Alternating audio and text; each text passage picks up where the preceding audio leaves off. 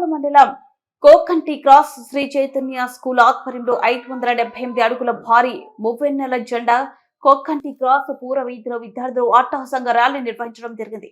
స్వతంత్ర సమర యోధులను స్మరించుకుంటూ వారి విలువలను, వారి పోరాటాలకు ప్రత్యేకమైన ఈ స్వతంత్ర దినోత్సవాన్ని పిల్లలలో స్ఫూర్తి నింపాలని కరెస్పాండెంట్ తలమర్ల పవన్ కుమార్ ఆకాంక్షించారు. రాబోయే రోజుల్లో మరింత గొప్పగా ఈ వేడుకలు జరుపుతామని కరెస్పాండెంట్ తెలిపారు.